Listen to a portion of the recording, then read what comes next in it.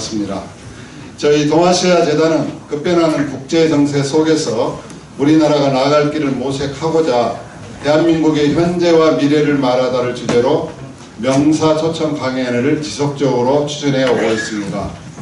오늘은 그 13번째로 박진 전 외교부 장관님을 모시고 현재 우리가 직면하고 있는 세계 경제와 안보 위기에 대응하기 위한 대한민국의 미래 전략 비전을 주제로 강연을 듣도록 하겠습니다. 오늘 강연을 흔쾌히 허락해 주신 우리 박진 전 장관님께 깊은 감사의 말씀을 드립니다. 또한 여러 어려운 현실에도 불구하고 오늘 경양 각지에서 우리 재단의 회원님들 비롯하여 많은 분들이 멀리서부터 참석해 주셨습니다. 감사합니다. 요즘 시대는 혼돈의 세상 속에 살고 있는 것 같습니다. 미국 트럼프 대통령의 취임을 계기로 세계 경제 및 안보 환경이 매일 급변하고 있는 듯합니다. 관세 인상으로 미국과 중국과의 무역 갈등은 더욱 심화되고 있고, 또 캐나다, 멕시코에 대한 관세 부과는 최근에 우리나라 수출에도 악영향을 미칠 것으로 예측되고 있습니다. 최근에 트럼프와 여러분 다 보셨겠지만은 최근에 트럼프와 우크라이나 젤렌스키 대통령과의 그 회담이 TV로 중계되는 상황에서 어떤 미국 대통령의 일방적인 우크라이나에 대한 어떻게 보면은 하대라고 할까요? 그런 언쟁에서 이거는 단지 우크라이나만의 문제가 아니고 우리가 곧 직면할 현실이 되지 않을까 하는 심히 우려가 깊습니다. 오늘 아마 장관님께서 굉장히 좋은 말씀을 주실 걸로 생각을 합니다. 그리고 또 지금까지 세계를 지배했던 이스라엘 하마스 중동 전쟁은 또 휴전을 계기로 좀 종전으로 가는가 싶었는데 다시 또 악화되는 것 같아서 중동의 불안전 상황은 또한 우리의 우려를 많이 낳게 하고 있는 것 같습니다. 국내적으로 12.3 계엄 후유증은 지금도 지속되고 있습니다. 탄핵 찬반으로 국민이 두 편으로 나뉘어서 광화문과 여의도에서 두 진영이 격렬하게 다툼을 벌이고 있는 현실을 우리는 잘 보고 있습니다. 불안정한 국내 상황으로 인해 경제는 투자 소비가 급격하게 줄고 있고, 또 우리나라 경제를 근간을 이루어왔던 수출마저도 지금 감소하고 있는, 경제적으로도 매우 불안정하고 어려운 상황에 직면해 있는 것 같습니다. 북미 관계가 앞으로 트럼프 대통령의 취임을 계기로 북미 관계가 어떤 방향으로 앞으로 추진될지 아무도 예측 못하고 있는 것 같습니다. 여러 가지 예측은 나오고 있지만은 이러한 안보에 대한 불확실성은 우리 코리아 패스를 낳지 않을까 하는 우려를 또 나와서 우리나라 또 안보 역시 또한 불안한 것 같습니다.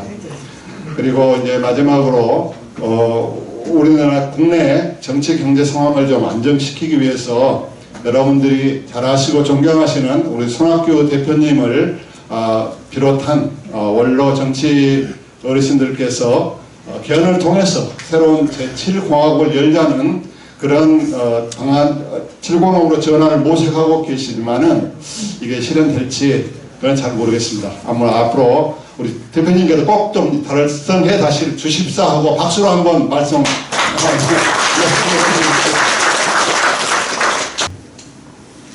오늘 제가 이제 요약을 좀 준비를 해서 앞에 이렇게 발표가 됐는데 나중에 참고하시면 되겠습니다. 제가 오늘 드릴 말씀 내용을 정리를 해서 한번 만들어 봤습니다. 그리고 그 뒤에 부분은 이제 신문에 기고한 내용입니다. 제가 국내 신문에 가끔 글을 쓰는데 특히 트럼프 행정부 들어와서 한 3번 쓸 기회가 있어서 그걸 전부 모아서 오늘 소개를 해드리는 책자를 그렇게 만들어주신 재단 우리 직원 여러분들께 감사하다는 말씀을 드립니다.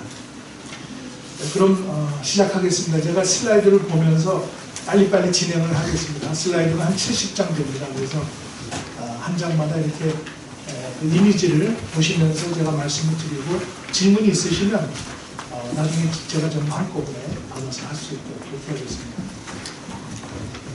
제가 매년 그 세계 대전망이라는 책을 연말에 받아서 봅니다. 영국의 이코노미스트지에서 이렇게 다음 해에 세계는 어떻게 바뀔 것인가 하는 내용을 하는데 금년에는 그 화두가 되는 단어가 불확실성입니다. 물론 미래는 늘 불확실하지만 이렇게 불확실한 적이 없었다. 그리고 이 전체 세계 질서가 다시 리세팅이 되고 있다. 그래서 키워드가 시스템 리셋입니다.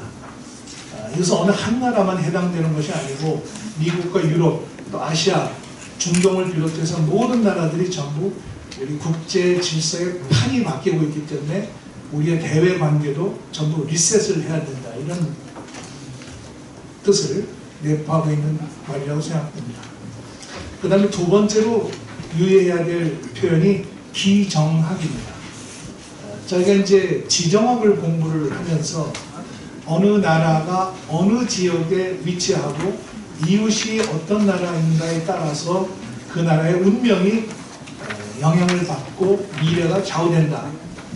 그런 내용이 이제 지정학이 되겠습니다만 지금은 그 나라의 위치와 관계없이 그 나라가 가지고 있는 기술이 무엇이냐에 따라서 정치가 영향을 받고 그 나라의 운명이 좌우되고 그 지역의 미래가 바뀔 수 있다. 그런 내용입니다. 그래서 학자들이 이걸 테크노폴리틱스, 지오폴리틱스가 아니고 테크노폴리틱스라는 표현으로 쓰고 있습니다. 기정학입니다. 작년에 또 하나의 큰 사건이 있었습니다. 여러분들 미국 대선을 유심히 지켜보시던 분들은 작년 7월 13일에 미국 필라델피아 주의 버틀러라는 아주 작은 마을에서 유세를 하던 공화당 후보, 트럼프 후보가 이제 총격을 받았는데 그 중에 8발을 쐈는데 한 발이 귀에 스쳤다라는 내용을 잘 알고 계실 것입니다. 바로 120m에서 저격을 했기 때문에 그렇게 긴 거리도 아닙니다. 근데 그때 제 기억에는 트럼프 대통령이 연설을 하다가 오른쪽에 있는 이 설명하는 판이 있는데 그 판이 오른쪽에 있으니까 이렇게 돌아서면서 그 오른쪽을 볼 때 그때 이제 총알이 날아들어서 귀를 스치고 지나갔다. 그래서 만약 그대로 서 있었으면 생명을 잃을 뻔했다. 이렇게 이제 언론에서 이야기를 하고 있습니다. 그런데 거기서 트럼프 대통령이 다시 일어나서 손을 들고 나는 싸우겠다. 이렇게 이야기를 3번을 했습니다. Fight, fight 이렇게. 그러니까 그 앞에 있던 관중들이 USA, USA, USA 이렇게 호응을 하면서 그 분위기가 아주 그야말로 참 열광의 분위기가 됐던 그런 장면이 있습니다. 그때 많은 분들이 이게 이제 게임이 끝났구나 이렇게 얘기하는 분들도 있습니다.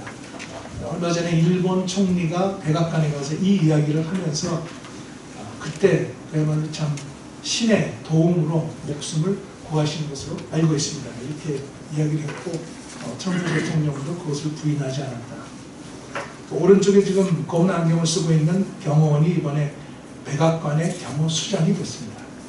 그 당시에 대통령을 바로 옆에서 목숨을 바쳐서 경호할 수 있는 그런 상황에서 주저하지 않고 올라가서 대통령을 구했다. 이렇게 좀 평가를 받아서 경호수장이 됐습니다. 이 그림 하나가 이 퓰리처라는 상을 받은 사진 기자가 찍은 그림인데 그분이 어떻게 또 다시 이런 그림을 사진을 찍을 수 있었겠는가.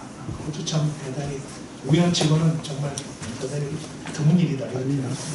그래서 아까 말씀하셨습니다만 미국을 다시 위대하게 만들겠다. 마가라고 합니다. MHA 마가. 그동안에 미국이 전 세계의 초강대국으로 군림을 해왔지만 많은 도전이 있었고 또 미국 경제가 지금 여러 가지 어렵고 하기 때문에 미국을 다시 새롭게 건설하겠다 하는 표를 들고 나온 것입니다. 그러니까 이제 트럼프 대통령이 당선이 되는 과정에서 그 옆에 있는 나라들, 캐나다, 또 멕시코 이런 나라들이 대단히 긴장을 했습니다. 물론 트럼프 대통령 1기도 경험을 한 적이 있지만 2기는 1기 때와도 상당히 다르다. 미국의 그 우선주의가 노골적으로 전개될 것이다. 그렇게 되면은 미국, 캐나다, 멕시코가 하나의 경제권인데, 북미 경제권인데 거기에서 과연 어떤 변화가 일어날 것인가, 여기에 대해서 다들 긴장을 하고 있었는데 트럼프 대통령이 이 캐나다 총리에게 캐나다는 미국의 51번째 주가 아니냐, 그러니까 우리하고 무슨 이런 경제적으로 국경을 놓을 것이 아니라 미국과 같이 가자. 그 얘기는 미국은 캐나다를 나라로 생각하지 않는다, 이런 뜻으로 해석될 수 있는 엄청난 발언을 했습니다. 그렇지 않아도 그 캐나다 트리도 총리가 10년 동안 집권을 하면서 아주 캐나다를 젊은 리더십으로 많이 바꿔놨습니다. 그런데 최근 들어서는 경기도 침체하고 또 자유당, 그러니까 우리로 치면 이제 진보당이 되겠습니다. 자유당 내에 갈등도 심해지고 신용률도 늘고 또 피로감이 쌓이고 하다 보니까 지지도가 내려가고 있는데 트럼프 대통령이 당선인이 캐나다의 총리한테 당신은 주지사요, 캐나다 주라고 하는 주의 지사다, 51번째 주다. 그런데 우리 제품에 세금을 매긴다는 게 말이 되냐, 만약에 이렇게 나가면 25%를 세금을 매기겠다, 이렇게 얘기를 했는데 그것이 주는 그 방향이 캐나다에 엄청나게 컸습니다. 그래서 재무장관이 사임을 했습니다. 그래서 이 총리가 그런 여러 가지 내외적인 압력을 이기지 못하고 사임을 했습니다. 그래서 트럼프 당선과 아울러서 가장 첫 번째 희생자는 캐나다다, 이렇게 언론에서 표현을 하고 있습니다. 그것과는 대조적으로 일본은 트럼프 당선에 대해서 역시 긴장을 하고 있었습니다. 과연 아시아 정책을 어떻게 끌고 나갈 것인지, 그리고 그 1번 타자가 이제 일본이 될 것이다. 한국은 여러 가지 국내적으로 어려운 사정이 있기 때문에 일본이 먼저 트럼프 당선인을 찾아가서 미일 관계를 그 궤도에 제대로 올려놓아야 되겠다, 이런 생각을 했습니다. 그래서 간 사람이 이제 소프트뱅크의 회장입니다. 손정의 회장은 우리 한국계로 미국서 교육받은 일본인입니다. 그리고 소프트뱅크라고 하는 기업을 통해서 신화를 이루고 지금도 뭐 열심히 뛰고 있습니다. 그동안에 많은 경제적인 성공도 하고 실패도 했지만은 일본의 입지전적인 기업인으로 손꼽히는 사람입니다. 이분이 트럼프 대통령을 만나서 미국의 경제를 다시 살리고 지금 인공지능 시대에 이런 새로운 기술 발전을 위해서 1,000억 달러를 투자하고 10만 개의 일자리를 만들겠다, 이렇게 약속을 했습니다. 더 선제적인 외교를 펼친 거죠. 그랬더니 이제 트럼프 대통령이 아주 만족스러운 표정으로 지금 손정의 회장을 보고 있습니다. 그러면서 트럼프 대통령이 그럼 2배로 합시다, 2,000억 달러를 투자하면 어때요? 이렇게 얘기를 했습니다. 거기에 대해서 손 회장이 대통령께서 도와주시면 한번 해보겠습니다, 이렇게 이야기를 했습니다. 첫 단추를 그렇게 기업인이 가서 풀었습니다. 그리고 아까 이제 우크라이나 전쟁 말씀이 나왔는데 지금 이제 그야말로 참 약소국의 그러한 그 서러움을 국제정치에, 냉혹한 국제정치에서 여실히 볼 수 있는 그러한 지금 상황이 전개되고 있습니다. 아시다시피 우크라이나는 소련 연방에서 독립을 해서 독립자주국으로 그동안에 쭉 해왔고, 또 제렌스키 대통령이 정치인은 아니지만 우크라이나의 지도자로서 그동안에 열심히 했고, 또 러시아의 침략을 당해서 전쟁 중에 계속 전 세계를 뛰어다니면서 원조를 요청을 하고 지지를 요청을 해서 지금 전쟁을 끌고 나가고 있는 상황에서 트럼프 대통령이 당선이 돼서 이 전쟁을 빨리 끝내야 됩니다. 원래 선거 기간 중에는 내가 이거 하루에 끝내겠다 이렇게 얘기를 했습니다. 근데 뭐 하루에 끝낼 수 있는 건 아니고 관련 당사자들이 전부 합의를 해야 이런 종전 협정이 이루어지는데 러시아는 점령한 영토를 양보할 생각이 전혀 없고 그 다음에 젤렌스키 대통령은 영토를 뺏기고 안전 보장이 안 된 상태에서 전쟁을 절대 끝낼 수가 없다. 이렇게 지금 팽팽히 맞서고 있는 가운데 미국이 러시아와 종전 협상에 관한 선제적인 외교를 지금 펼치고 있는 것입니다. 그래서 러시아 대통령과 이미 90분 동안 전화 통화를 했고 이 전쟁을 끝내기 위해서 과연 뭘 해야 되는지를 미국과 러시아 간에 이미 깊숙한 외교적 대화가 진행되고 있다.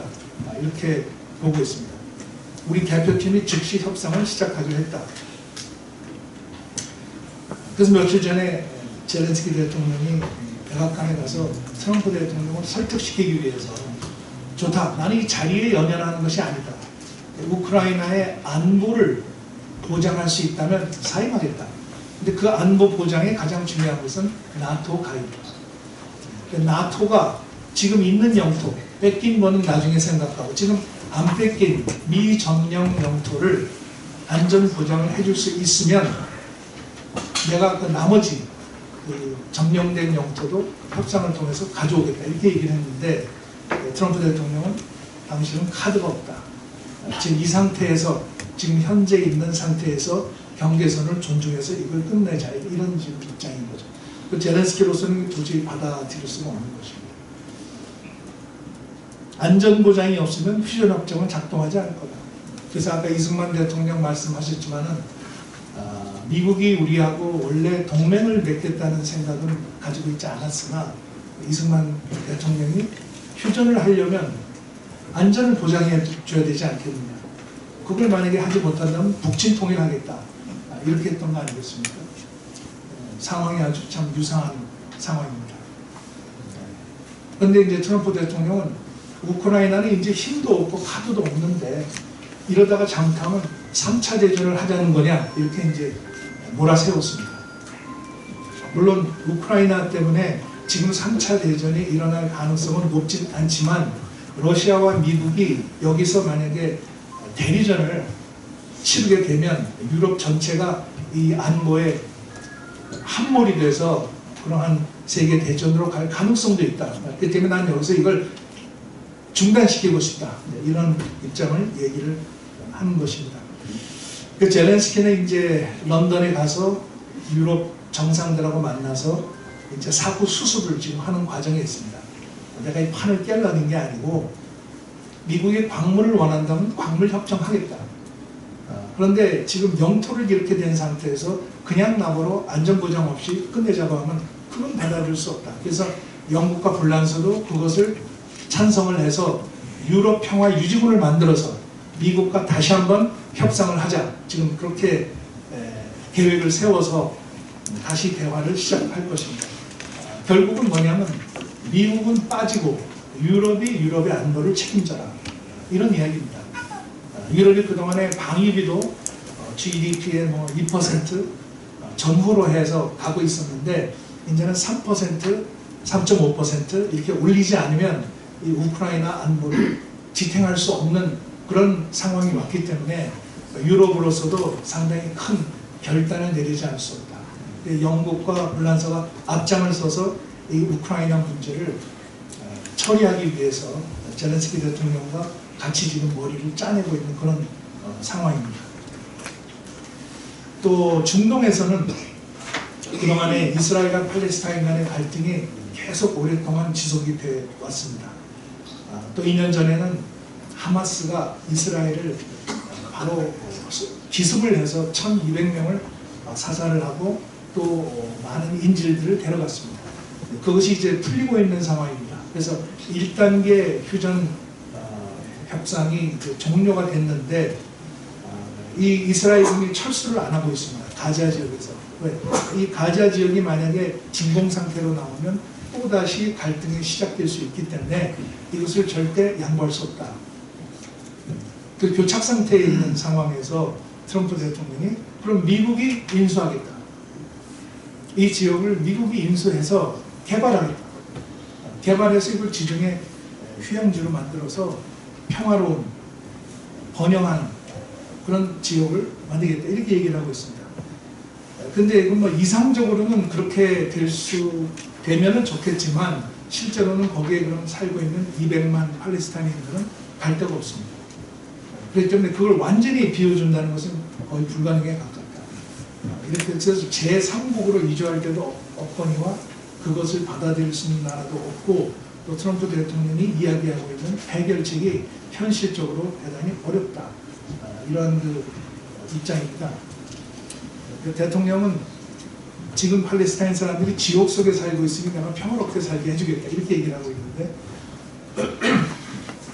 이제 워낙 반발이 거세고 중동의 맹주인 사우디아라비아 또 그다음에 아랍에미리트 이런 나라들이 반대를 하기 때문에 내 생각을 강요하지는 않겠다 이렇게 좀 한 발 물러선 상태입니다. 트럼프 대통령은 힘에 의한 평화라는 슬로건을 이야기를 하고 있습니다. 그 전에 레이건 대통령도 힘에 의한 평화, Peace through Strength 라는 말을 했습니다. 로널드 레이건이라는 항공모함에 타보면 Peace through Strength라는 게 딱 거기 붙어 있습니다. 힘을 통한 평화. 근데 힘에 더 강조를 주느냐, 평화에 더 강조점을 주느냐에 따라서 상대적인 상황 변화가 이루어질 수 있습니다. 제가 보기에는 트럼프 대통령은 평화에 더 강조를 주는 것 같다. 아까 말씀드린 우크라이나 사태도 종전 협상을 하고 중동 사태도 평화로운 중동을 만들어서 세계를 평화롭게 할 수 있는 미국 대통령으로서의 리더십을 보여주겠다. 이런 생각을 강하게 가지고 있다고 생각을 합니다. 거기에 또 하나를 추가하면 북한이 되겠습니다. 북한 핵과 미사일을 가지고 우리 대한민국은 물론이고 일본, 미국 이 나라들을 위협하고 있는 이 한반도의 위험한 안보 상황을 해결한 미국 대통령으로서 남고 싶다. 이 생각이 강합니다. 그래서 유럽, 중동, 그 다음에 한반도, 아시아 이렇게 세 군데에서 트럼프 스타일의 평화 외교가 성과를 낼 수 있다면 전 세계가 그것을 축하해 줄 수 있다. 이렇게 생각한다고 저는 보고 있습니다. 북한입니다.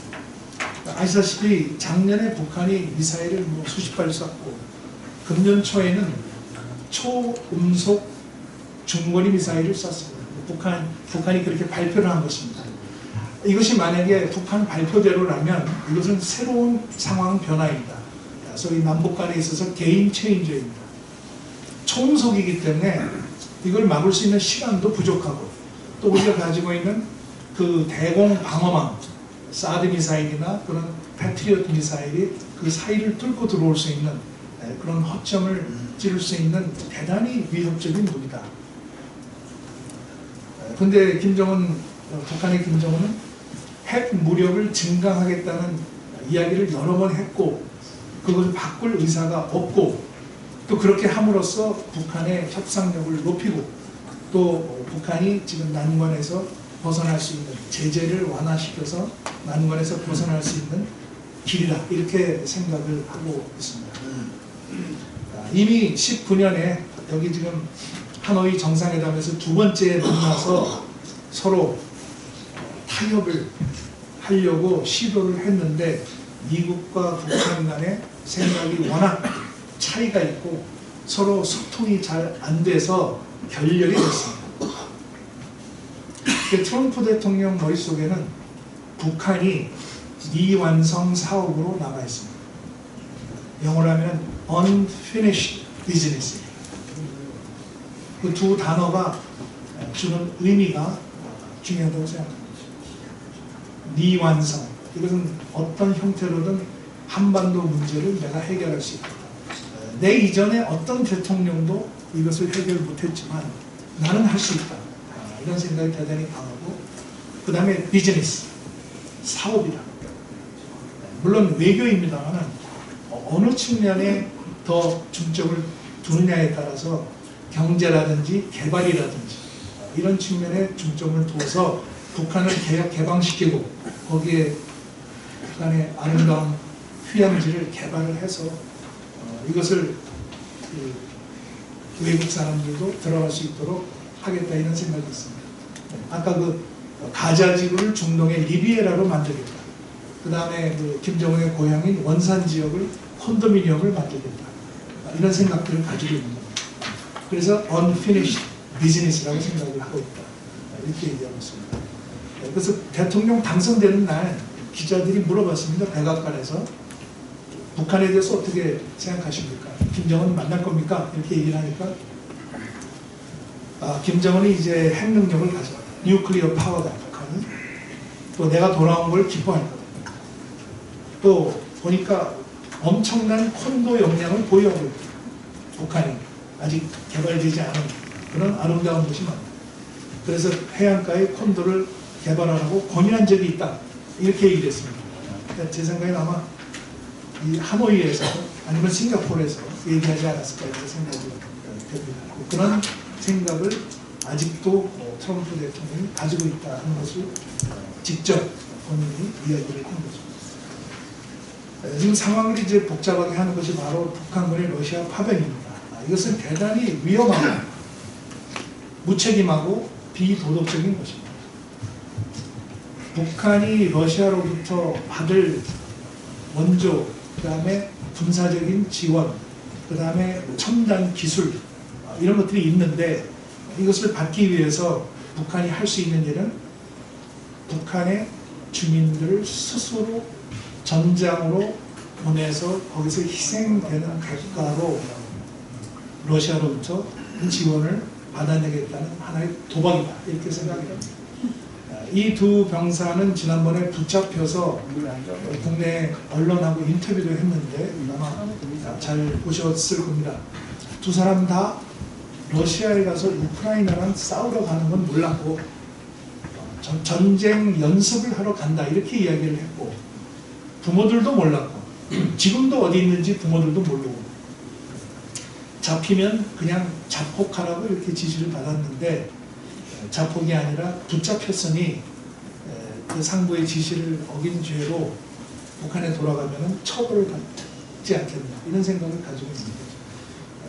근데 이렇게 이 사람들은 그래서 그나마 살아서 다행인데 그 드론 공격을 받고 아무런 방위 속수무책으로 희생당한 사람들이 지금 수백 명, 수천 명에 이를 것이다. 젤렌스키 말에 의하면 4천 명의 사상자가 났는데 그 중에 아마 3분의 1은 죽었을 거다. 이렇게 얘기를 하고 있습니다. 전체가 지금 11,000명 정도 파악을 하고 있는데 그것에 추가해서 더 병력을 지금 훈련시켜서 전장에 투입할 것을 북한이 검토하고 있다. 이런 이제 내용들도 나오고 있습니다. 북한군들이 처음에는 드론하고 싸우는 게 처음이기 때문에 이걸 어떻게 감당을 해야 될지 모르고 3인조로 해서 한 사람은 드론을 유인하고 한 사람은 쏘고 이렇게 했는데 그 과정에서 많은 피해가 났고 이제는 그 드론전에 대비하기 위한 새로운 작전 계획을 짜서 그 북한 병사들이 움직이고 있다고 합니다. 다시 말씀드리면 우크라이나에서 많은 희생을 치르면서 북한의 전투 능력이 현대전에 맞도록 업그레이드 되고 있다. 이런 평가입니다. 세계 안보기관에서 똑같은 평가를 내리고 있습니다. 이런 경험을 지금 할 수 있는 데가 우크라이나밖에 없다. 그리고 이 병사들은 이게 한국군이 조종하는 걸로 알았다. 이렇게 인터뷰에서 이야기를 했습니다. 그러니까 이게 가서 드론이 날라오면 이거 남한의 군대와 싸운다고 생각하고 그것을 끝까지 쫓아가서 떨어뜨리고 희생되고 이렇게 했다는 것을 저희들이 듣고 나서 참 정말 부도덕하고 정말 위험한 정말 무책임한 정권이다 이런 생각을 안 할 수 없습니다. 유럽의 안보는 말할 것도 없고 아시아의 안보까지 지금 동시에 위협을 하고 있는 그런 상황입니다. 최근에 이제 한국계 국무성 직원이 한 사람이 서울을 찾아왔습니다. 케빈 김이라는 동아태 부차관보는 미국 상원의원 보좌관을 하다가 이번에 국무성에 들어갔는데 트럼프 1기 때 평양에 다녀왔습니다. 그래서 그 당시에 이제 북한과 미북 대화를 위한 실무 준비를 위해서 다녀온 사람입니다. 케빈 김이 지난번에 그 동아일보 인터뷰에서 김 위원장은 스스로 결정을 내려야 한다. 두 번째 트럼프 2기 행정부는 1기와 다르다. 싱가포르 때와는 김정은의 입장이 다르다. 외교를 해야 된다. 외교라는 결국 대화죠. 그리고 트럼프 대통령의 목표는 변하지 않았다. 북한의 완전한 비핵화다.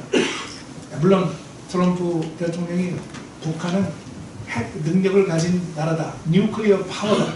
이렇게 얘기를 했지만 목표는 북한의 비핵화로 되어 있기 때문에 북한이 딴 생각을 하고 싱가포르나 하노이 때처럼 한번 해보자 이렇게 생각을 하면 그건 오산이다.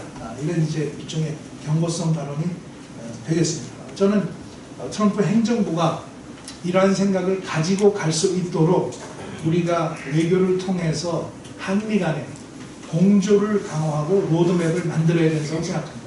물론 지금 우리 국내적으로 여러 가지 어려운 사정이 있습니다만은 그래도 대한민국 정부가 있기 때문에 미국과의 대화를 계속적으로 해야 됩니다. 그리고 이제 우리 한반도는 지금 아시다시피 탄핵 소추 정국으로 국론이 분열되고 있고 정치 갈등이 표출되고 있습니다. CNN 뉴스에서는 한국의 정치적 불확실성이 증가하고 있는 가운데 이번 사태가 한국의 민주주의와 경제에 중요한 변수로 영향을 미칠 거다 이렇게 이야기를 하고 있고 얼마 전 3.1절에는 엄청난 인파들이 모여서 탄핵 찬성, 탄핵 반대 목소리를 높였습니다. 우리 BBC 뉴스에서는 이 찬반 집회가 대규모로 열리면서 한국 사회 정치적 분열이 드러나고 있다. 여야 정치권 인사들도 같이 참여를 해서 이 집회에 참여하고 있는데 이게 3.1운동 당시에 하나로 뭉쳤던 민족적 의미가 희미해지고 있다는 우려도 제기된다. 이렇게 표현을 했습니다. 자, 우리한테는 가슴이 아픈 이야기입니다. 저도 대단히 안타깝게 생각을 합니다. 지금 전 세계에서 이 인공지능 혁명이 일어나고 또 트럼프 제2기의 등장으로 한국이 국내외적으로 지금 직면한 도전과 또 기회가 많이 있는데 그것을 우리가 대외적으로 대변할 수 있는 그것을 대외적으로 우리의 입장을 설득할 수 있는 능력이 대단히 제한되어 있기 때문에 대단히 좀 안타깝다 이렇게 생각합니다. 그러나 그럼에도 불구하고 지금 우리 정부의 장관들이나 또 외교관들이 열심히 만나서 이야기를 하고 있습니다. 한국의 성숙한 민주주의와 또 한국의 선진적인 시민사회가 이러한 위기를 충분히 극복할 수 있고 또 한국은 더 훨씬 발전된 민주주의 국가로 갈 것이다. 이렇게 이제 이야기를 하고 있습니다. 실제 미국에서도 한국의 이런 민주주의 기반에 대해서는 의심하지 않습니다. 한국이 무슨 제3세계의 그런 나라도 아니고 세계 경제 10대 경제 수준에 들어가 있고 또 한국의 민주주의가 얼마든지 회복력이 있기 때문에 이것을 극복할 수 있는 잠재력을 충분히 가지고 있다. 이렇게 보고 있다고 생각합니다.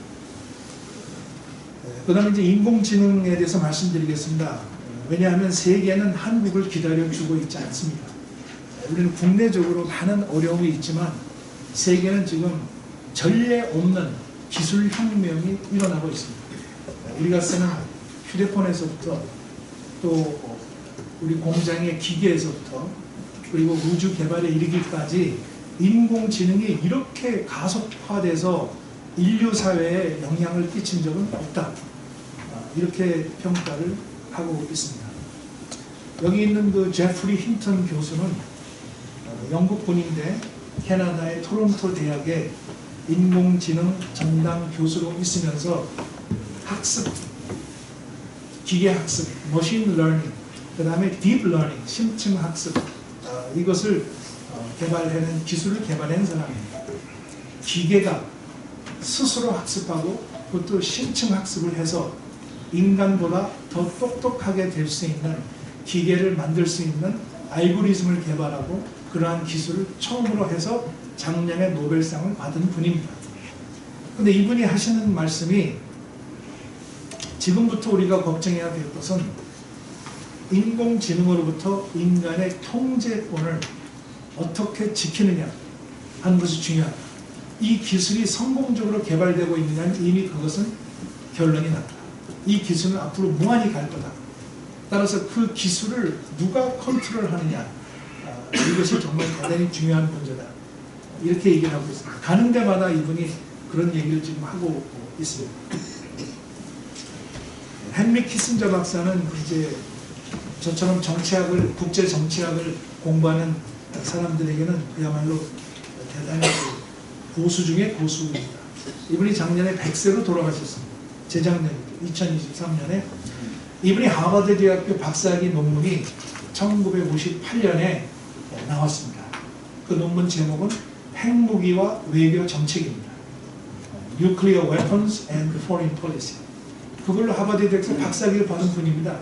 근데 이분이 돌아가시기 직전에 쓴 책이 The Age of AI, 인공지능의 시대에서 핵무기보다도 더 무서운 게 인공지능이다. 이렇게 이야기했습니다.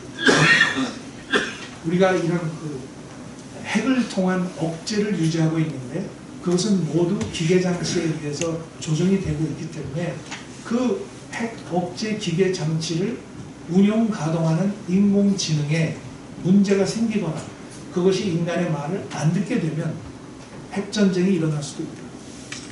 그걸 막아야 된다. 이렇게 경고를 하고 있는 것입니다. 그래서 세 가지 선택입니다. 하나는 인공지능을 제한하든지 아니면 인공지능과 협력을 하든지 아니면 인공지능을 따라가든지 이렇게 세 가지 선택이 있다고 하는데 여러분들은 어떤 선택을 가장 좋은 선택이라고 생각하십니까? 키신저 박사와 저는 에릭 슈미트 공저자입니다. 스탠포드 대학을 나온 기술 팩트 기업의 회장이죠. 인간과 기계가 공진, 같이 진화하는 코-이볼루션, 인간과 기계가 같이 진화하는 새로운 문명을 우리가 만들어 나가야 된다. 이렇게 이야기를 하고 있습니다. 인공지능을 제한한다고 해서 그것이 제한당하는 것도 아닙니다. 그 인공지능을 따라가서는 이게 문제가 심각하고 하기 때문에 이 인공지능을 잘 사용하고 기계와 협력을 하고 인류의 미래를 위해서 혜택을 줄 수 있는 방향으로 이것을 물꼬를 인간이 계속 터나가야 된다. 이런 얘기입니다. 이 책에 보시면 생물학 얘기가 나옵니다. 단백질의 분자 구조가 나옵니다. 국제 정치학을 공부하는 단백질의 분자 구조를 인공지능을 통해서 그것을 설계하고 그 다음에 그것을 변이시키고 그 다음에 암세포나 치매세포를 치료할 수 있는 새로운 분자 구조로 만든 약을 만들 수 있다는 것은 정말 대단한 일입니다. 그런데 그 다음 해에 노벨상을 받았습니다. 이 키신저 박사가 예측을 했던 그 기술이 단백질 분자 구조 결정하는 기술이 노벨상을 받았습니다. 지금 인공지능 혁명을 이끌고 있는 세 명을 혁명을 얘기하라고 하면 우선 일론 머스크입니다. 일론 머스크 세계에서 가장 부자라고 하는데 인간보다 똑똑한 기계가 1, 2년 내에 나온다. 이렇게 얘기를 하고 있습니다. 그리고 트럼프 대통령이 머스크를 미국 정부의 효율부 수장으로 임명을 해서 미국의 모든 정부의 낭비, 그 다음에 중복 투자, 불필요한 투자 이걸 전부 다 없애버리겠다. 이렇게 임무를 지금 줘서 본인이 모자를 쓰고 티셔츠를 입고 열심히 뛰고 있습니다. 젠슨 황은 대만 출신으로 엔비디아라고 하는 기업을 만들어서 세계의 소위 그래픽 프로세스 GPU의 황제다. GPU가 없으면 AI 가속기가 운행을 할 수가 없게 되어 있습니다. 이 젠슨 황이 누구한테 오더를 하느냐에 따라서 그 기업의 운명이 좌우될 수 있는 반도체계의 가장 큰 영향력을 가진 사람입니다. 젠슨 황은 5년 내에 가능하다. 인간보다 똑똑한 AI가 5년 내로 나올 거다 이렇게 얘기를 하고 있고, 그 다음에 데미스 허사비스는 여러분 기억하시죠? 이세돌 구단이 2016년에 광화문에 있는 포시즌 호텔에서 알파고라고 하는 눈에 보이지도 않는 기계와 바둑을 5번을 뒀는데 한 번 이기고 4번 다 맞췄습니다. 그걸 바로 만든 알파고를 만든 장본인입니다. 데미스 허사비스가 그 옆방에 앉아서 이세돌하고 붙은 겁니다. 데미스 허사비스는 2030년이 돼야 가능하다. 2030년이 바로 5년 후입니다. 그러니까 5, 6년 정도 되면 인간보다 똑똑한 인공지능이 나와서 인간이 할 수 있는 대부분의 일을 다 해줄 거다. 우리가 그 전에 자동차 내비가 나오기 전에는 길을 찾아가는데 길을 많이 다닌 사람들이 제일 잘 찾았지만 내비가 나오니까 이제 길을 생각할 필요도 없고 기계가 가라는 대로 가면 되는 거 아니겠습니까?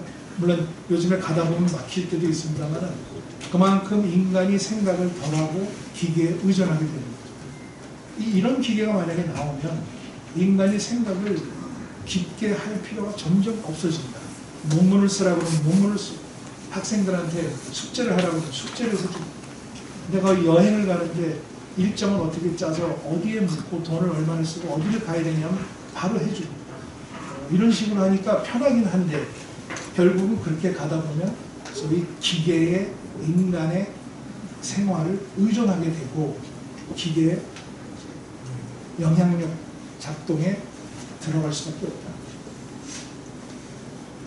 또 한 사람이 이제 샘 알트만이라는 사람입니다. 이제 오픈 AI를 머스크와 같이 개발을 했는데 두 사람이 사이가 안 맞아서 지금 떨어져 있는데 이 사람은 AI 모델은 비용을 지출하면 지출할수록 성능이 향상된다. 엄청난 투자가 필요하다. 또 사람과 맞먹는 수준은 10년 이내에 등장할 거다. 2035년에. 그렇기 때문에 부작용을 막기 위해서 개입해야 된다. 이렇게 얘기를 했습니다. 우리나라에도 다녀갔습니다. 한국에도 관심이 많고 일본에도 관심이 많고. 그래서 제가 드리려는 말씀은 저는 과학자가 아니기 때문에 AI 기술이 어떻게 앞으로 구체적으로 발전할지는 저도 구체적으로 말씀드릴 수는 없지만 이 AI가 가지고 있는 우리 인류 생활에 미치고 있는 영향력은 엄청나게 앞으로 기하급수적으로 커질 거다. 이런 이야기입니다.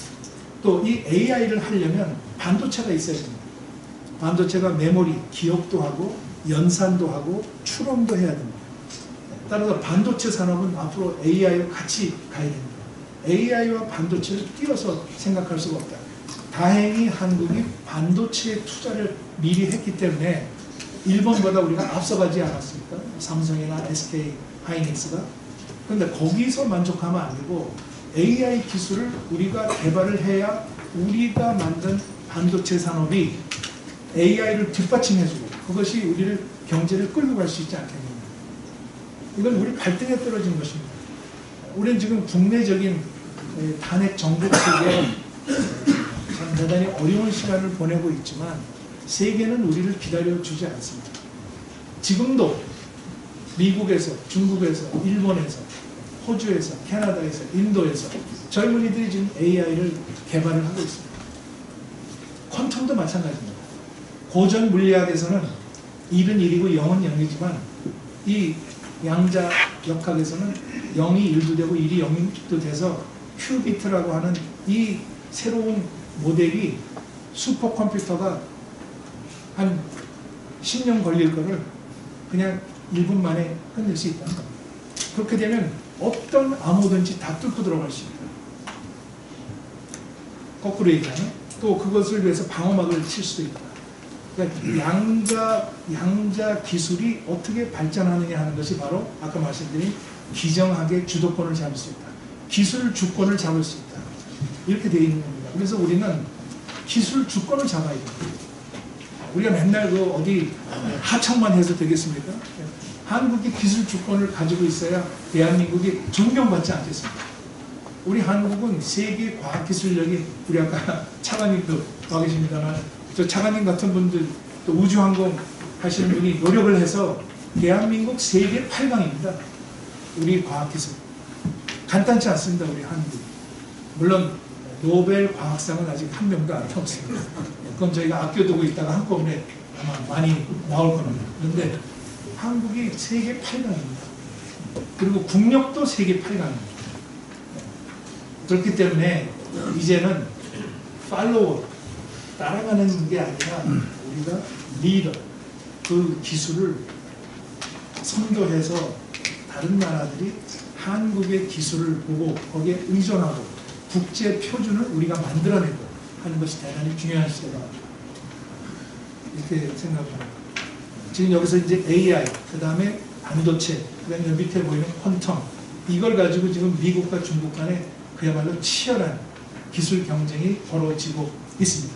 그리고 거기서 한국이 미국과 중국 사이에서 어떤 입장을 취하느냐, 이 기술에 있어서 그것이 국제적인 질서를 형성할 수 있다. 우리가 판단을 잘하고 우리가 선택을 잘해야 된다. 한미 동맹이 가지고 있는 의미는 단순히 한반도를 지키고 안보를 지키고 하는 걸 넘어서 한미 경제 자유무역 FTA 있지 않습니까? 그거 우리가 했지 않습니까? 그러면 안보 동맹, 경제 동맹, 그 다음은 뭐겠습니까? 기술 동맹입니다. 한국이 기술이 있기 때문에 미국이 이 동맹의 의미를 새롭게 부여하고 가져갈 수 있는 것입니다. 그냥 안보 동맹만 했으면 우리가 대단히 어려운 입장에 놓을 수도 있었습니다. 물론 한국은 우크라이나랑 다르기 때문에 어느 날 갑자기 미국이 한국은 우리가 안보 책임 못 지겠다, 주한미군 철수하겠다, 저는 그렇게는 하지 않으리라고 생각합니다. 우크라이나는 미국의 동맹이 아닙니다. 러시아의 일부였습니다. 그것이 뛰어나왔다가 지금 우크라이나는 우린 나토로 가겠다 이렇게 얘기하는 건데, 우리는 한미 동맹이 있기 때문에 미국의 도움이 되는 동맹이기 때문에 70 몇 년을 버틴 겁니다.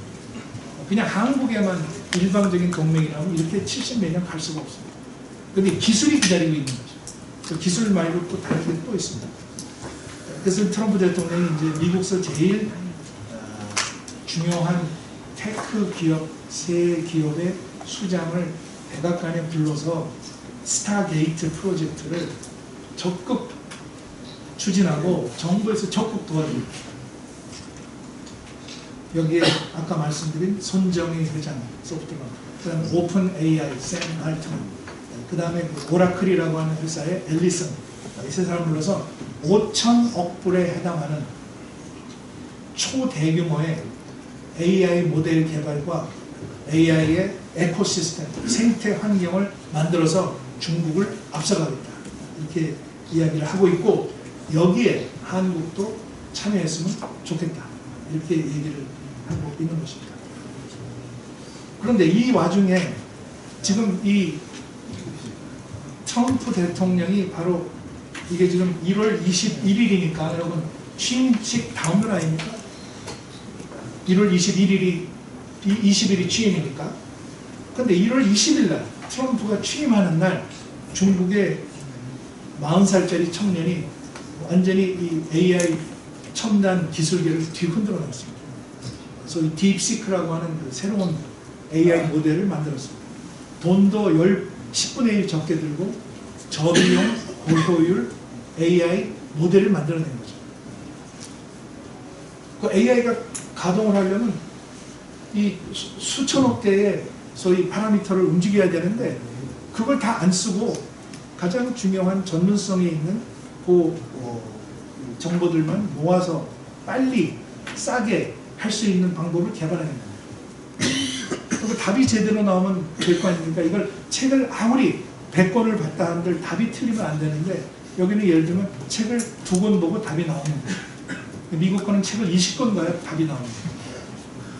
그래서 난리가 났습니다. 그래서 이 지금 양원홍이라고 하는 광주 깡촌에서 나온 청년이 절강대학을 가서 전자공학을 공부하고 정보통신 석사를 받아서 본인이 컴퓨터로 주식을 사고 파는 걸 해서 돈을 벌어서 그 돈을 전부 해서 GPU라고 하는 그 AI 가속기를 사서 본인이 외국 유학 안 간 사람들을 전부 모아서 토종 젊은이들을 모아서 2년 동안에 만든 회사가 딥시크입니다. 미국 대통령이 취임하는 날 발표했습니다. 그래서 트럼프 대통령이 하도 기가 막혀서 맞아, 우리 미국인들도 이런 정신을 배워야 돼, 이렇게 이야기를 할 정도로 전 세계를 세워놓고 국무총리, 여기 지금 리창 총리가 초대를 해서 총리와의 대화를 하고, 그 다음에 또 시진핑 주석이 초대를 해서 또 시진핑 주석이 직접 이 사람하고 악수를 하면서 민영 경제의 발전은 잠재력이 크기 때문에 두각을 나타내는 것 아주 좋아. 그리고 선부, 돈 빨리 먼저 번 사람들이 인민들이 공동부유할 수 있도록 촉진해줘. 이렇게 지금 이야기를 했습니다. 여기 이제 지난번에 한때 얼굴이 안 보이던 알리바바의 마윈도 다시 나타나서 이제는 시진핑 주석이 중국 내에 테크 기업의 수장들을 다 모아서 이제는 우리가 앞서간다 하는 거를 한 회의가 처음입니다. 중국 역사상 처음입니다. 이 젊은 청년이 딥시크가 나오는 바람에 중국이 이런 거를 지금 할 수 있다는 겁니다. 이것도 지금 중국이 이게 지금 1월 18일 날 새로 나왔는데요. 아까 제가 말씀드린 퀀텀, 양자 물리학에서 양자는 입자도 있지만 파동도 있는데 광, 빛을 이용한 양자 칩을 만들었습니다. 베이징대가 발표를 했습니다. IC 광양자 칩이라는 거죠. 이게 글로벌 지금 양자 컴퓨팅 업계에서 이것 때문에 지금 엄청난 충격이 일어나고 있습니다. 빛을 이용한다면 훨씬 돈이 적게 들고 더 빠르고 그리고 더 효율이 높은 그런 컴퓨터를 만들 수 있다. 그래서 중국의 그 오리진 퀀텀이라는 회사가 있는데 그 오리진 퀀텀에서 이 지금 양자 컴퓨터를 만들고 있는데 이름이 오리진 우쿵입니다. 우쿵이 여러분 어디서 나온지 아십니까? 손오공에서 나왔습니다. 손오공의 오공이가 중국 단어로 우쿵. 손오공은 아주 기기묘한 털을 불면 막 이게 나오고 뭐 싸우고 하는데 이런 오리진 우쿵을 만들어서 세계에서 가장 큐비트 규모가 큰 초전도 양자 컴퓨터를 만들었어요. 중국이. 그래서 뭐 중국이 지금 막 그냥 엄청난 그런 그 속도로 지금 가고 있습니다.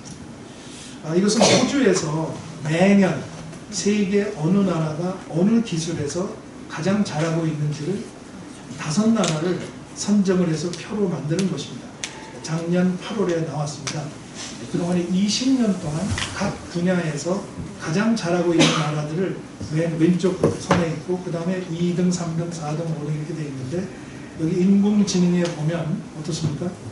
하나, 둘, 셋, 넷, 다섯, 여섯. 6개 분야에서 5개에서 중국이 앞서고 있다. 미국이 앞서고 있는 것은 초거대 모델, 내추럴 랭귀지 프로세싱. 요거 하나에서 이제 미국이 앞서고 있는데 그것도 한 0.7% 차이로 앞서고 있다. 시장 점유율입니다. 시장 점유율이 어느 나라가 1등이냐에 따라서 이제 1, 2, 3, 4인데 세 번째가 어느 나라입니까? 인도. 인도가 잠자는 코끼리가 아니라 잠이 깬 코끼리입니다. 지금 막 인도가 막 부상을 하고 있고 네 번째가 영국인데 한국이 지금 들어가 있습니다. AI 알고리즘, 인공지능의 알고리즘을 하드웨어, 이 장치를 어떻게 만드느냐 하는 게 한국이 있고 그 다음에 5등에 한국이 지금 세계가 있어서 인공지능을 죽어라고 우리가 지금 쫓아가고 있습니다. 인공지능, 컴퓨팅, 그 다음에 커뮤니케이션. 여기에 국가가 본격적으로 투자를 해야 됩니다. 1년에 중국은 40만 명의 디지털 인재가 나오기 때문에 최소한 우리나라에서는 4만 명이 나와요. 일본의 중국의 AI 박사만 4만 명이 나옵니다. 1년에. 그렇기 때문에 인재 양성을 해야 되고 이공계로 가는 학생들을 잘 해야 됩니다. 의대도 물론 좋지만 이공계로 가게 해야 됩니다. 그렇지 않으면 중국이 추격해서 한국에 설 땅이 없습니다. 그 다음에 퀀텀, 아까 말씀드린 그 양자 기술, 여기도 역시 마찬가지로 컴퓨팅만 빼고는 중국이 앞서가고 있습니다. 양자 컴퓨팅은 미국의 자존심입니다. IBM 컴퓨터, 즉 IBM이 양자 컴퓨팅을 만들고 있는데 이건 절대 뺏길 수 없다 하고 있는데, 지금 중국이 빛의 양광자 칩을 만들었기 때문에 미국이 지금 아주 엄청난 지금 충격을 받고 있습니다. 두 번째가 미국, 세 번째가 독일, 영국, 인도, 네 번째가 독일, 영국, 인도, 그 다음에 일본, 영국, 우리나라는 지금 안 들어가 있습니다. 우리나라 양자 컴퓨터가 하나밖에 없습니다. 인천 송도의 연세대학교에서 1호로 산 양자 컴퓨터가 있는데, 아까 이야기한 것도 몇십 비트는 아니고 좀 기본적인 양자 컴퓨터 그나마 있으니까 다행인데, 이 양자 컴퓨터를 각 과학기술 대학에 하나씩을 해줘야 교수나 학생들이 이게 어떻게 생겼는지, 이걸 어떻게 개발할 건지 이걸 보지 않겠습니까? 우리 지금 과학기술을 위해서 투자해야겠다고 생각합니다. 국내 정치도 물론 어렵고 중요하지만 과학기술은 빛의 속도로 지금 가고 있는데, 인공지능 컴퓨터에서 이렇게 밀리면 우리가 미래가 있겠습니다. 그 다음에 바이오 기술, 이것도 이제 한국이 앞으로 정말 열심히 해야 될 분야입니다. 바이오는 미국과 중국이 서로 반을 나눠가지고 있고요. 그 다음에 인도가 들어오고 있고, 독일, 영국이 뒤를 따르고 있고, 인도가 열심히 지금 2등, 3등, 4등 가고 있고, 한국이 합성생물학 여기에 지금 4등으로 올라가 있고, 그 다음에 일본보다 앞서가고 있습니다. 그 다음에 5등에는 영국, 일본, 인도 이런 나라들이 들어오고 있습니다. 합성생물학, 저희 생명과학, 바이오 기술, 그 다음에 백신, 그 다음에 염색체 기술, 이런 분야에서 한국이 더 분발해야 됩니다. 그 다음에 이제 에너지와 환경, 여기서 한국이 잘하고 있습니다. 여기 지금 탑 1등은 중국이 다 석권을 했습니다. 여기에 이제 전자, 배터리, 수소, 그 다음에 핵, 그 다음에 생연료, 그 다음에 핵연료, 이렇게 해서 중국이 석권하고, 2등에 미국이고, 그 다음에 한국이 이제 슈퍼커패시터라고 전연체 들어가는 데 들어가 있고, 그 다음에 3등에 인도하고 자원을 겨루고 있고, 그 다음에 4등에 들어가 있고, 그 다음에 5등에 들어가 있고, 이렇게 되어 있습니다.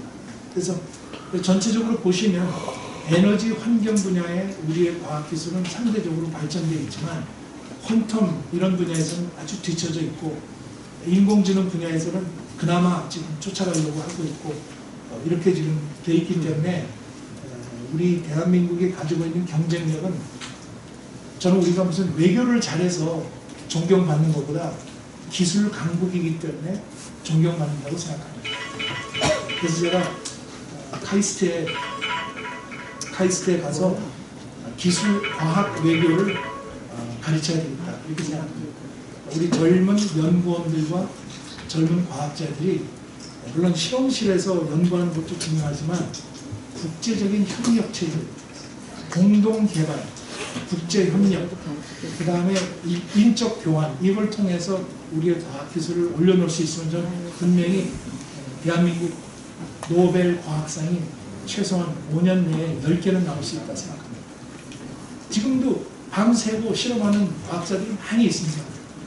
근데 거기서 끝나면 안 됩니다. 이게 국제적으로 이게 통용이 되고 알려지고, 그 기술이 이런 새로운 과학의 진전을 위해서 쓰일 수 있다는 걸 우리가 증명을 해줘야 되기 때문에 거기에 외교가 필요하다. 그래서 그 다음에 여기는 이제 국방력, 그 다음에 로봇, 여기도 역시 1위는 중국이 거의 90%, 그 다음에 미국, 그 다음에 이태리, 영국, 인도, 그 다음에 튀르키예가 있고, 그다음에 독일이 있고, 이태리가 있고, 영국, 독일, 이태리가 있고, 캐나다가 들어가 있고, 5등에 이제 자율 운행 테크놀로지, 여기에 이제 한국이 들어가 있고, 우리는 지금 방산 원전이 세계 수준급입니다. 방산은 세계 8위고, 원전은 세계 5위인데, 방산은 지금 이제 4위로 가려고 하고 있고, 원전도 지금 4위로 가려고 하고, 그래서 방산과 원전을 같이 가지고 있는 나라는 드뭅니다. 강대국이 아닌 나라. 그러니까 아주 좋은 조건을 가지고 있거든요. 여기 보시면 국방, 우주, 로봇, 교통, 여기에 한국이 본격적으로 박차를 가해서 최소한 3등으로 올라가야 됩니다. 그래야 우리 미래 먹거리가 있고 우리 후손들이 자랑스러운 존경받는 대한민국이 될 수 있다. 그러니까 여기 이제 아까 말씀드린 젠슨 황, 그 다음에 손정희, 이 CEO들이 세계를 움직이는 사람들입니다. 누가 누구한테 일감을 주고, 누가 어디서 기술 개발을 하고, 누가 제조를 하고, 누가 설계를 해서 누가 파는지. 이게 지금 뭐냐면 먹이 사슬이 이제 돼 있는데, 모리스 창이라는 사람은 역시 대만계 TSMC라고 하는 반도체 회사에 일감을 다 몰아주고 있습니다. 그 반도체 TSMC에서는 엔비디아에다 계속 가속기를 공급하고 있는 거죠. 그 다음에 손정희 회장은 사실은 이 엔비디아 회사를 살려고 했습니다. 3번 시도를 했는데 다 안 됐습니다. 주식을 샀다 팔았다 샀다 팔았다, 마지막에는 정말 하려고 했는데 반독점법에 걸릴까봐 포기를 해서 안 겁니다. 그러니까 이제 얼마 전에 동경에서 만나서 젠슨 황 회장이 손정희 회장님 그때 우리 회사를 샀더라면 어떻게 됐을까요? 이렇게 얘기를 하니까 손정희 회장이 그때 샀어야 되는 건데, 그러면서 어깨를 만지면서 내가 그때 판단을 잘못했다. 그리고 이제 이 블랙웰이라고 하는 것이 이제 엔비디아의 아주 야심작입니다. AI 가속기입니다. 빨리 많은 양의 정보를 암기하고 추론하고 연산할 수 있는 이 AI 가속기를 누가 많이 가지고 있느냐가 그 나라의 기술 주권이다. 여기 지금 뭐 몇만 개씩 가지고 있습니다. 우리는 지금 10,000개도 안 됩니다. GPU라고 하는, GPU는 원래 게임을 만들기 위해서 만든 프로세서인데 이게 게임이 아니라 하다 보니까 온갖 것을 다 하는 겁니다. 그래서 게임 유닛이 아니라 AI 가속기 유닛이 돼버린 거예요. 그거를 만든 작품이 바로 블랙웰입니다. 블랙웰에 만드는 회사들이 지금 SK 하이닉스고, 삼성도 지금 열심히 만들고 있고, 그 다음에 현대 자동차로 엔비디아가 자율주행도 하기 때문에 그 자율주행에 들어가는 AI 가속기들이 많이 있습니다. 사람의 눈보다 더 자세하고 더 광범위한 주변 360도를 다 살펴야 되기 때문에 이 가속기 없이 자율주행이 있을 수가 없습니다. 그 현대 자동차에서 바로 엔비디아가 우리나라 미국에 가는 기업들이 전부 지금 엔비디아하고 다 같이 협력을 해서 일을 하고 있는 상황입니다. 우리도 이런 전략적 자율성을 가져야 됩니다. 그래서 국방으로 치면은 자주국방이고, 기술로 치면은 기술 국방입니다. 네, 그래서 얼마 전에 샘 알트만 회장, 손정희 회장이 한국에 와서 삼성 만나서 아까 말씀드린 스타게이트를 하는데 한국이 어디까지 어떻게 참여할 수 있는지 이런 이야기들을 하고 가는 것으로 알려져 있습니다. 이것은 어떻게 보면 한미일 합작입니다. 미국의 샘 알트만, 한국의 이재용, 일본의 손정희, 한미일 3국이 기술 협력을 통해서 인공지능 혁명의 파도를 넘을 수 있는 새로운 돌파구를 만들어보자, 이렇게 얘기하고 있습니다. 또 SK 하이닉스가 마찬가지입니다. 아까 말씀드린 엔비디아의 SK 하이닉스가 HBM이라는 걸 공급을 하고 있습니다. 하이 밴드위스 메모리. 그 세계에서 SK 하이닉스가 제일 잘 만든다면 그걸 계속 지금 공급을 하고 있습니다. 또 샘 알트만도 와서 만나고. 트럼프 우선주의는 제가 아까 말씀드렸습니다. 미국의 황금 시대를 열겠다. 오늘부터 우리는 다시 번영한다. 전 세계 존경을 받게 됐다. 그다음 더 이상 이용당하지 않을 거다. 이번에 유럽의 한 얘기랑 똑같습니다. 프리 라이더, 그냥 공짜로 미국의 경제나 미국의 힘을 이용하는 나라는 이제부터 그런 거 우리 안 한다. 미국이 최우선이다. 이렇게 이야기를 했고, 거기에 따른 관세, 그 다음에 미국의 그런 정책들이 좀 트럼프 노믹사 이렇게 되고 있습니다. 일론 머스크 원래 남아공 사람인데 미국에 와서 테크 기업에서 테슬라를 만들어서 스페이스X를 만들고 이제 AI 회사를 만들고 이제는 미국의 정보 효율 수장이 돼서 거의 경제 분야에서는 제2인자다 이렇게 이야기를 하고 있습니다. 일론 머스크랑 같이 일했던 사람들이 다 지금 백악관에 들어가 있어요. 백악관 과학기술정책실장, 백악관 인공지능 및 암호화폐 책임자, 이분도 남아공 출신이고, 그 다음에 백악관 인공지능 선임정책부, 이 사람은 인도 출신입니다. 이런 사람들이 전부 지금 미국 백악관에 들어가서 이제까지의 경제 정책을 완전히 바꿔놓고 AI 위주로 전부 바꿔놓고 이렇게 이야기를 하고 있어서 거기에 가장 중심에 있는 인물이 일론 머스크입니다. 그러니까 그제 처음으로 트럼프 대통령이 내각 회의를 했는데 거기에 이제 장관들이 쭈르륵 앉았는데 일론 머스크는 저 뒤에 모자 쓰고 서 있습니다. 여기다가 테크 서포트라고 이렇게. 그러니까 이제 트럼프 대통령이 일론 머스크부터 얘기해봐. 어떻게 미국을 어떻게 바꿀지 먼저 얘기해보라고. 다른 부통령 얘기하기도 전에 일론 머스크가 모자 쓰고 이렇게 하면서 내가 할 일이 이겁니다. 우리가 지출을 안 줄이면 파산할 거예요. 미국이 하나의 회사라고 치면 파산할 거예요. 그래서 내가 이 일을 하는 거예요. 이렇게 이야기를 했다고 다들 경청을 했고 거기서 트럼프 대통령이 한마디 또 해서 일론 머스크 마음에 안 드는 사람은 다 나가. 어마어마한 영향력을 지금 가지고 있는 걸 트럼프 대통령이 보여주는 거예요.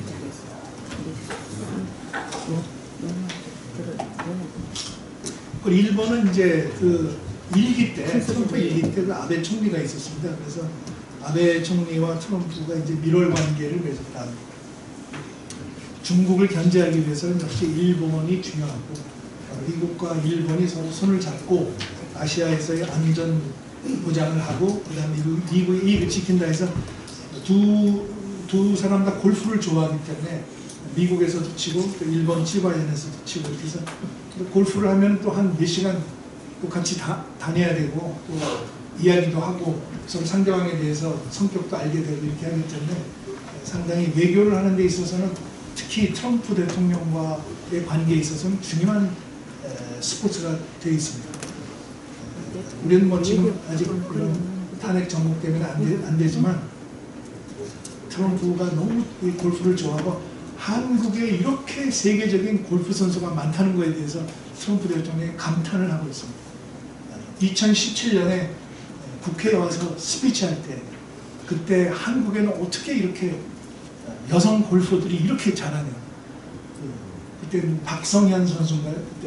그때 저 트럼프 대통령이 잘 알고 있습니다. 그래서 참 대단한 나라다. 이렇게 어떻게 골프를 잘 칠 수 있냐는 걸 국회에서 얘기를 했는데 지금도 마찬가지고 지금도 플로리다에 날씨가 따뜻하니까 거기서 이제 골프를 치면서 사람들을 만나고 이렇게 하고 있는데 그 부인이 미망인이 찾아가서 이제 플로리다에 가서 부부를 만나고 일본하고 앞으로 잘 지냈으면 좋겠습니다 이렇게 얘기를 했고 거기에 이어서 일본 총리가 가서 트럼프 총리한테 아주 극진하게 했습니다.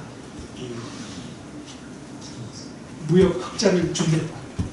미국에서 천연가스, 원유 수입하겠다. 그리고 난 트럼프 대통령이 좋아하시는 미국 수출품에 내가 열렬한 고객이다. 그리고 트럼프 대통령께서 신의 도움으로 목숨을 구하시는 게 잘 알고 이렇게 해서 트럼프 대통령이 아주 흡족하게 일본 총리한테 고마움을 표시했답니다. 그 다음에 이제 러시아의 푸틴 대통령하고는 트럼프 대통령이 일종의 자원을 가진 부국으로서 스트롱맨 푸틴 대통령이 가지고 있는 그런 어떤 강한 리더십 이미지 이런 거를 트럼프 대통령이 상당히 호의적으로 보고 있고 이번에 우크라이나 전쟁도 결국은 러시아가 어떻게 하느냐에 따라서 이 전쟁을 끝낼 수도 있고 안 끝낼 수도 있고 젤렌스키 우크라이나는 그 부수적인 문제다 이렇게 지금 생각을 하고 있습니다. 그래서 그러니까 푸틴 대통령도 거기에 화답을 해서 트럼프는 경험이 많다, 지적이다, 해결책을 찾을 수 있는 정치인이다. 말만 하는 사람이 아니라 해결책. 그래서 러시아는 미국과 대화할 준비가 되어 있다. 이렇게 화답을 했습니다.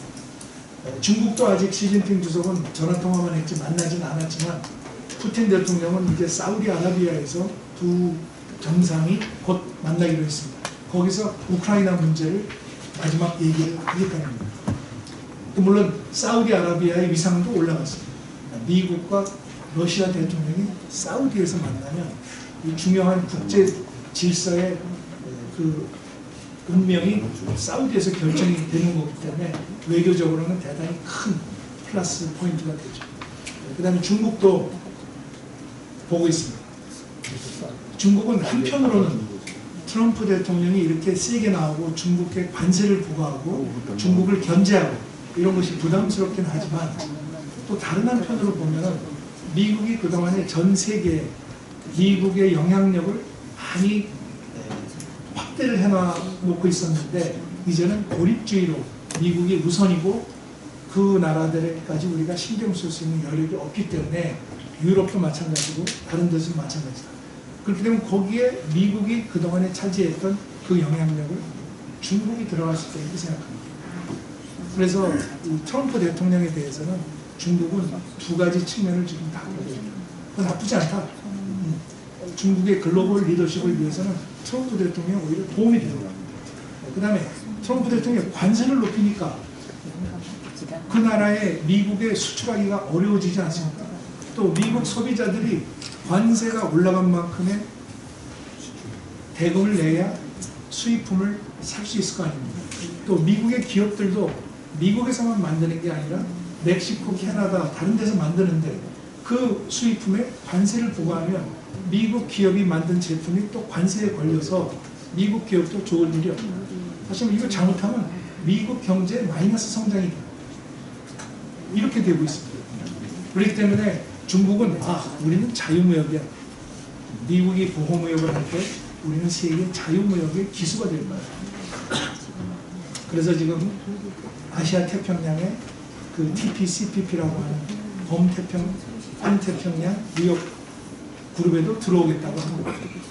그 다음에 동아시아 RCEP이라고 하는 또 다자무역, 그 다음에 자유무역, 이걸 중국이 한다. 이렇게 지금 얘기를 하고 있기 때문에 중국으로서는 그렇게 크게 미칠 거 없다. 이렇게 생각하는 측면이 있습니다. 그 다음에 프랑스는 이제 유럽을 이끌고 가는 나라 이렇게 생각을 합니다. 프랑스와 독일은 지금 정권이 바뀌기 때문에 프랑스가 이번에 가서 백악관에 가서 트럼프 대통령을 만나서 유럽은 그렇게 러시아랑 일방적으로 타협을 해서 우크라이나 전쟁을 끝내는 걸 반대한다. 물론 유럽이 평화 유지군을 만들겠다. 그렇지만 미국이 이제까지 엄청난 돈을 쏟아부었고 또 민주주의와 자유를 지키기 위해서 많은 희생을 했는데 여기서 어떻게 전쟁을 끝낼 수 있냐. 이렇게 이제 설득을 하러 간 거죠. 설득이 얼마나 됐는지는 아직 모르겠습니다만 그래서 이제 악수를 하면서 막 잡아 당겼습니다. 트럼프 대통령 17초를 악수를 했다고 하는데 트럼프 대통령 손이 하얗게 될 때까지 붙잡고 안 놓겠다고 해서 기싸움을 하고 있는 상황인데 지난번보다 트럼프 대통령이 더 세졌다. 근데 마크롱이 그러니까 러시아는 침략자다. 어떻게 침략자하고 타협을 하냐. 미국이 주도하는 건 좋은데 안보가 없는 협정은 퓨전은 말이 안 됩니다. 우리가 안전보장을 우리도 제공하겠다. 유럽도. 그러나 미국이 같이 있어줘야지 미국이 빠지면 그건 말이 안 됩니다. 이렇게 얘기를 합니다. 트럼프는 자꾸 돈 얘기를 하는 겁니다. 유럽은 우크라이나에 돈 빌려주고 지금 돈 받는 거 아니냐. 우리는 유럽보다 3배 더 돈을 많이 냈다. 그래서 우리 광물이 필요해.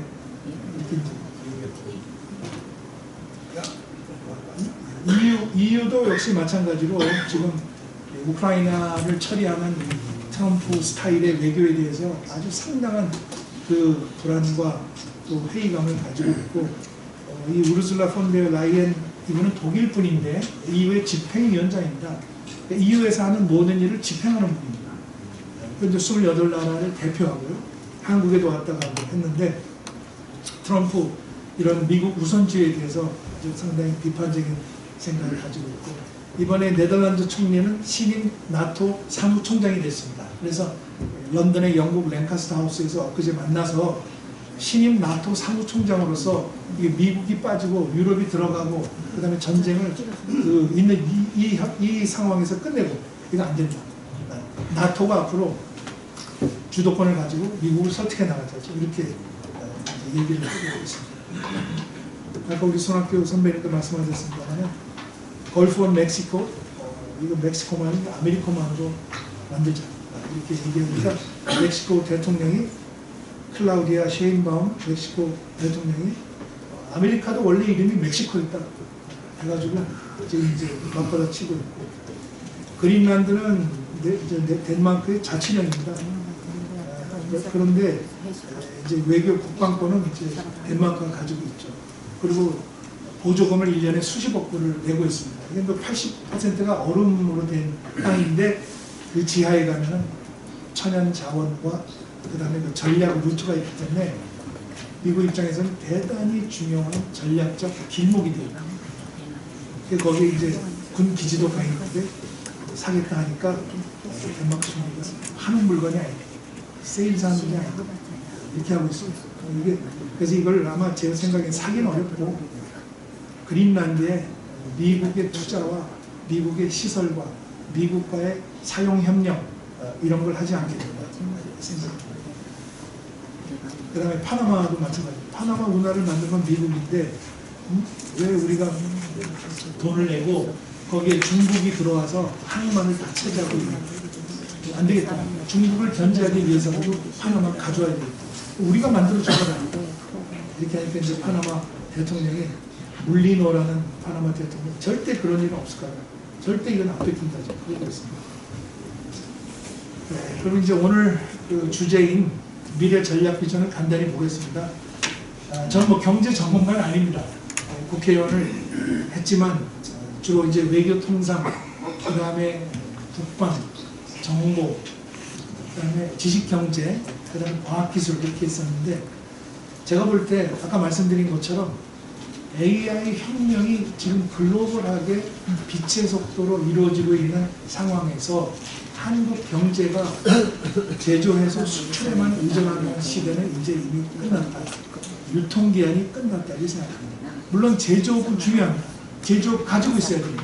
그러나 뭘 제조하느냐가 중요하고 그 제조업이 인공지능이라고 하는 첨단 기술과 연계가 돼 있을 때 우리에게 앞으로 경제가 살아남을 수 있는 활로가 있다. 여기 보시는 것처럼 인간과 기계가 서로 협력하면서 공진할 수 있는 환경을 만들 수밖에 없다. 영국서 우리 선배님하고 저하고 영국서 공부했기 때문에 영국에서 제일 잘 나가는 산업혁명의 중심지가 아까 말씀드린 뉴카슬, 만체스터, 셰필드인데 이 세 영국의 가장 큰 도시가 결국은 그 다음에 밀려오는 디지털 혁명, 그 다음에 동아시아의 우리 한국과 같은 나라들의 경쟁력이 상대가 안 돼가지고 쇠퇴한 거 아니겠습니까? 그것도 마찬가지고 우리도 한국이 이제까지 제일 잘했던 것만 고집해서는 안 되겠다. 디지털로 가야 되고 AI로 가야 되고 아까 말씀드린 퀀텀으로 가야 되고 또 미국과 중국이 퀀텀으로 앞서간다면 그 퀀텀에 들어갈 수 있는 장치들을 우리가 만들고 이렇게 해서 거기에 같이 그 선두그룹과 같이 달려가야 한국은 앞으로 설 수 있다. 지금 오른쪽에 보이는 게 우리가 만드는데 왼쪽이 거의 다 만들고 있다.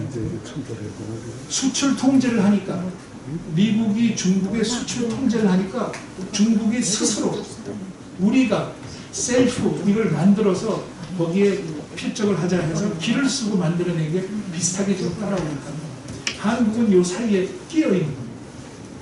미국에서 만든 것과 중국에서 만든 게 끼어 있는데 만약에 중국이 한국을 넘어가면 한국은 이제 실 땅이 없는 거죠. 한국 걸 왜 사겠습니까? 중국이 훨씬 싼데. 그렇기 때문에 우리는 더 부가가치가 있는 AI 가속기를 만들어야 되고 중국 것과 한국 걸 비교해 봤을 때 한국이 훨씬 더 경쟁력이 있다는 판단이 나와야 되지 않겠나. 그 다음에 당연히 트럼프 대통령이 당선되고 나서 우리 대통령하고 전화통화를 하는데 조선업 얘기를 했습니다. 저는 방위비 얘기를 할 줄 알았어요. 방위비를 뭐 한국이 몇 배를 내라 이렇게 얘기할 줄 알았는데 조선업을 도와달라 이렇게 얘기를 해서 제가 알아보니까 미국의 조선업은 지금 많이 쇠퇴했습니다.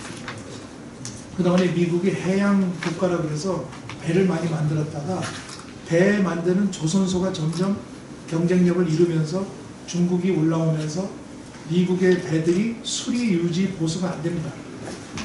해군 군함도 마찬가지예요. 그 군함을 오래 쓰다 보면 유지 보수를 해야 되는데 그걸 할 조선소가 이제 몇 개 없는 겁니다. 지금 거의 2개인가밖에 안 나요. 그리고 중국은 지금 막 전 세계 배의 70%를 중국이 만들고 있는데 쌍값으로 도저히 이게 게임이 안 되는 거예요. 근데 가만 보니까 미국의 조선업을 부흥시킬 수 있는 나라가 둘밖에 없어요. 한국 아니면 일본. 근데 한국, 일본을 비교해보면 경쟁력이나 인건비나 시설이나 경험에 있어서 한국이 더 높다. 당연히 그럼 한국하고 협력을 해야 되겠다. 이렇게 트럼프 대통령의 비즈니스 마인드로 생각을 한 것 같다. 이렇게 생각을 합니다. 그런데 저희가 보니까 이미 한국 조선업 현장을 98년에 트럼프 대통령이 방문을 했다. 기록입니다. 거제 옥포 조선소를 98년 6월 5일 날 부인하고 지금 트럼프 주니어 아들하고 같이 와서 구경을 하면서 놀랐다는 겁니다. 어떻게 이렇게 작은 섬에, 우리가 볼 땐 거제도는 한국에서 두 번째로 큰 섬입니다. 하여간 어떻게 이렇게 작은 섬에 이렇게 엄청난 조선소가 있느냐. 야, 그래서 그거 보면서 골리아스 크레인이 있으니까 또 100m 높이 나 좀 올라가 보자. 그러니까 그 대우 조선소 상무가 누가 저기 위험합니다. 저거 높은데 바람도 세고 위험합니다. 아니야. 올라가서 보겠다 해서 올라가서 봤다는 거예요. 거기서 이순신 장군의 옥포 대첩 기념비도 보고 그 다음에 2개 도커에서 배를 만들고 있는 걸 잡고 저거는 무슨 배냐 저건 무슨 배냐 저 군함입니다. 아 그러면 저걸 내가 살 수 있겠냐. 그러니까 아유 구경 오셨는데 사신다고요? 아니 내가 요트를 만들고 싶은데 저걸 좀 갖고 가면 될 것 같다 이렇게. 그 놀랬다는 겁니다. 조선소를 구경하러 왔다가 배를 사겠다는 사람은 처음 봤어요. 그분들이 지금도 다 살아있기 때문에 다 그때 기억을 생생하게 하고 이제 옥포 조선소 방문을 환영합니다 해서 플래카드까지 걸고 지금 그래서 트럼프 당선인이 전화를 할 때 이 옥포 조선소 방문했던 기억이 남아있지 않겠나. 한국이 할 수 있다는 걸 그냥 보고받은 게 아니고 골리아스 크레인까지 올라갔다 내려온. 그게 아주 그때 잘했다. 좀 그렇게. 그때 올라가시면 안 됩니다. 이랬으면 안 될 거예요. 이게 지금 우리 해군에서 만드는 자랑스러운 이지스 구축함입니다. 정조대왕함입니다. 4번째 구축함이죠. 이런 배를 미국에 우리가 만들어줄 수 있어야 됩니다. 미군이 쓰던 구축함을 백두산함을 이승만 대통령이 가져와서 6.25 때 대한해협에서 싸웠는데 40년도 된 그 배를 가져와서 싸웠는데 이제는 우리가 만든 군함을 미국에 납품할 수 있는 그런 시대가 왔다. 다만 미국의 법이 금지하고 있습니다. 미국 법은 미국의 해군 군함은 당연히 미국 조선소가 만들어야 되고 미국의 상선도 미국 국내 항구를 다니는 상선은 미국 조선소가 만들어야 됩니다. 이런 법이 존스 액트라는 법이 있는데 이 법을 개정을 해서 예를 들면 예외를 만드는 한국과 동맹을 하고 있는 나라, 한국과 자유무역을 하고 있는 나라는 예외로 한다. 이런 거를 우리가 이제 협상을 해야 됩니다. 트럼프 정부하고. 트럼프 정부도 지금 중국이 지금 배를 370척을 가지고 있고 미국은 297척인가. 중국이 7, 80척 더 많이 갖고 있습니다. 이게 만약에 5년, 10년 지나면 이렇게 됩니다. 그러면 인도 태평양에 중국배만 다녔거든요. 미국은 큰 항공모함이 있지만 항공모함은 그렇게 막 많이 못 다니기 때문에 11척이 있지만 중국도 항공모함을 만들고 있어요. 지금 4척을 만들고 있어요. 이제 핵 추진 항공모함도 만들 차례입니다. 그러니까 이것도 따라오고 있고, 배 함정수에 있어서는 뭐 미국이 지금 게임이 아니에요. 이거를 메꿔줄 수 있는 나라가 대한민국이다. 트럼프 대통령 생각하고 있는. 그래서 저는 이 조선 산업을 K조선을 K팝, K드라마, K무비, K푸드 있지 않습니까? K조선을 국가 전략 기반 산업으로 만들어야 됩니다. 모든 세 공제, 그 다음에 인력 충원.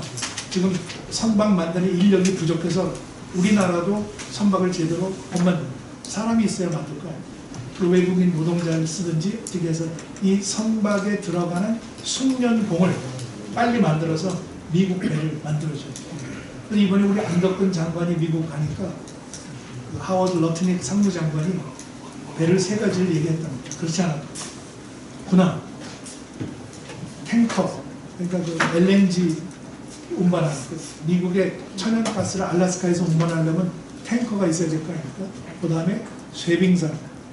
아까 말씀드린 그린란드를 통과해서 가려면 얼음을 부수면서 가야 되는데 세계에서 얼음을 부수는 배를 만들 수 있는 나라는 서너 나라밖에 없고 러시아, 핀란드, 한국. 그러니까 우리가 이 3개를 다 만들 수 있는 거고 군함, 탱커, 쇠빙선. 이것이 엄청난 산업입니다. 이거를 다른 나라한테 뺏겨서 되겠느냐. 한국. 아무리 우리가 지금 국내적으로 어렵지만 이거를 우리 꽉 잡고 그걸 우리가 카드로 해서 미국과 협상할 수 있는 걸 해야 됩니다. 저는 제가 해군 장교 출신이기 때문에 제가 얘기하니까 혈압이 올라갑니다.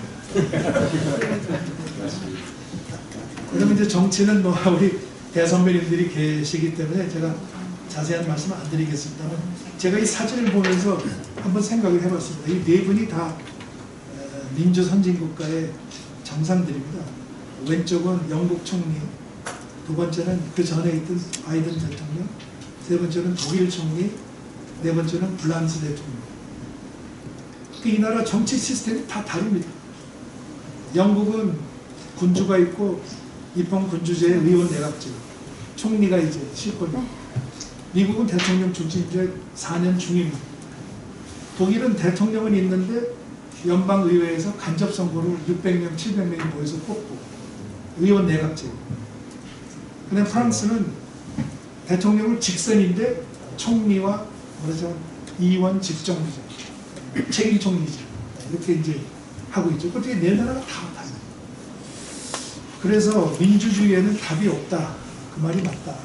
이렇게 생각을 하고 다만 한국적 상황에서 우리 국민들도 납득하고 정치 개혁도 하고 전국도 안정될 수 있는 해답이 뭐냐. 이걸 이제 우리가 생각 안 할 수 없습니다. 아마 이렇게 이 자리에 계신 분들도 다 생각을 하고 계실 겁니다. 내각 책임제가 낫다. 아니야. 대통령 중임제를 해야 돼. 아니야. 의원 집정부제를 해야 돼. 국회 해산권을 도입해야 돼. 뭐 이런 여러 가지 지금 토론이 나오고 있고 또 며칠 전에 정치 원로들이 모여서 간담회를 했습니다. 이 헌정회에서. 그래서 역대 의장들이 다 나오셔서 결론이 이렇습니다. 분권형 권력 구조로 가야 된다. 최근 반복되는 대통령 탄핵 정부 지난 20년 동안에 3명의 대통령이 탄핵을 당했습니다. 근본적인 원인은 제왕적 대통령과 단원제 국회의 충돌을 중단 조정하는 제도적 장치가 없다. 마주보는 열차처럼 갔을 때는 이걸 어떻게 할 수 없다. 따라서 이 기회에 여야 정치권이 분권형 국가 권력 구조에 관한 개헌을 추진하여 극단적이고 소모적인 정쟁을 해소해달라. 이제 원로들이 이제 결의문으로 발표한 겁니다. 저도 동의합니다.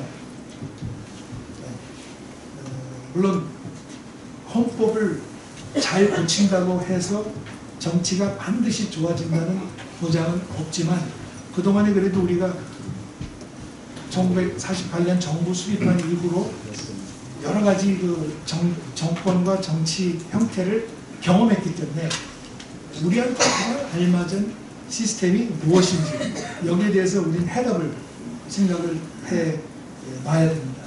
제가 이제 오늘 그 강연 요지에 간단히 썼습니다만 저는 제 개인적인 생각은 역시 대통령은 우리 국민들이 직접 뽑아야 되지 않겠나 그런 생각은 독일처럼 6, 700 명이 모여서 국회의원들과 각 지방 의회 의원들이 모여서 뽑으면 과연 이 우리 국민들이 그걸 다 100% 수용할 수 있거든요. 대통령 직선이라고 하는 어떤 큰 역사의 그런 민주주의의 물줄기가 있기 때문에 그것은 상당히 좀 고치기가 어려울지도 모르겠다. 그러면 대통령한테 모든 기능과 책임을 전부 부과하는 것은 누가 대통령을 해도 그건 불가능합니다.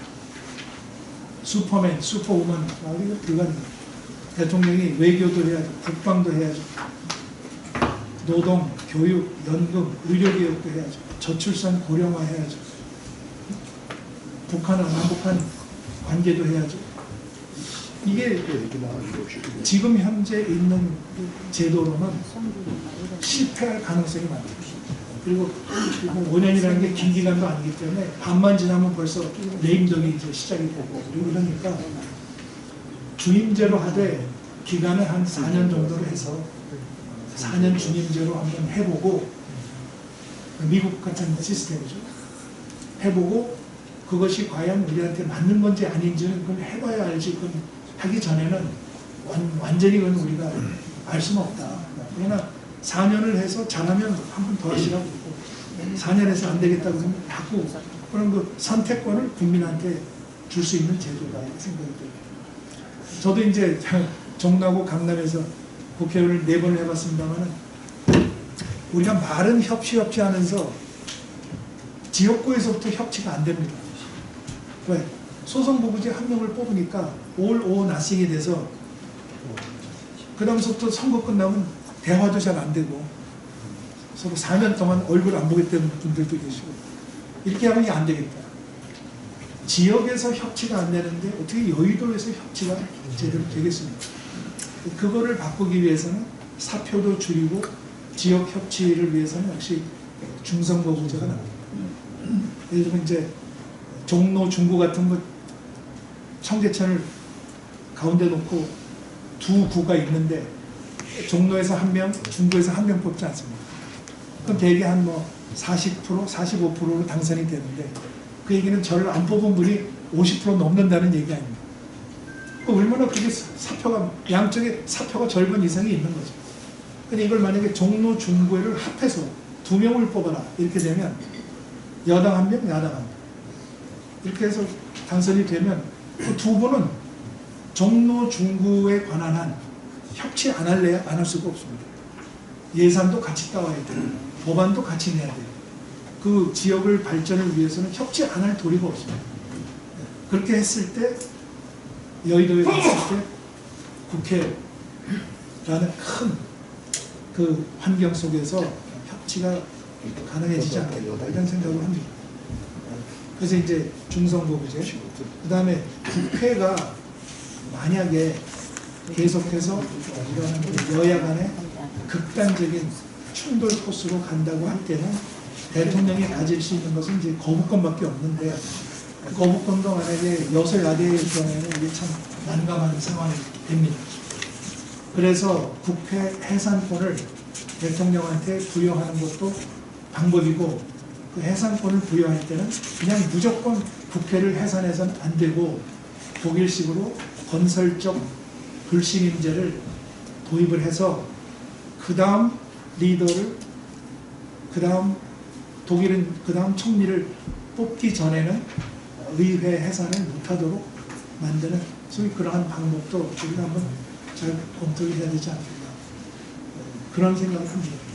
그래서 이것을 전체적으로 한번 개헌이라고 하는 하나의 화두로 추진을 한다면 언제 어떻게 하겠는가가 또 커다란 문재인 지금 현재 이런 탄핵 정국이기 때문에 그 결과가 어떻게 나올지 모르겠습니다만은 또 만약에 이제 선거를 치르게 되면 개헌이라고 하는 것을 어떻게 해야 되겠습니까? 이게 다 정치권에서 합의가 안 되면 안 되는 거기 때문에 아직도 산 넘어 산이다 그렇게 생각을 하지만 그래도 지난 20년 동안에 세 번의 탄핵이 나오고 보면 뭔가 시스템에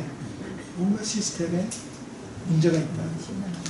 아무리 훌륭한 리더라고 할지라도 그 시스템이 제대로 작동을 안 하면 실패할 수 있다. 여러 가지 그 고려사항이 있겠습니다만 이건 저는 개인적인 의견은 그렇습니다. 그래서 나중에 한번 기회가 되면 말씀을 드리고 그 다음에 우리나라가 갈등이 너무 심합니다.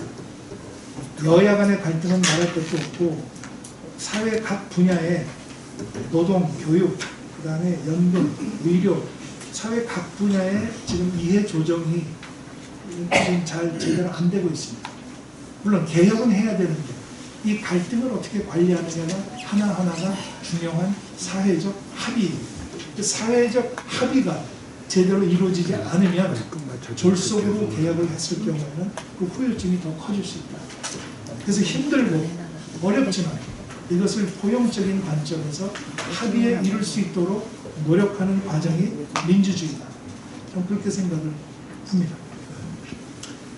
그 다음 외교는 이제 제가 이걸 했기 때문에 장수가 많은데 제가 그냥 빨리빨리 지나가겠습니다. 저는 이제 한미일, 한중일 요 삼각형을 늘 생각을 합니다.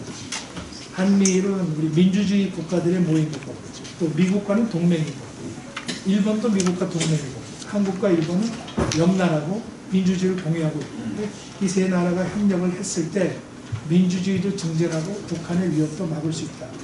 그리고 아까 말씀드린 기술 협력에 있어서 세 나라가 협력을 했을 때 미래의 인공지능 그런 기정학에 있어서 기술 주권을 가질 수 있다.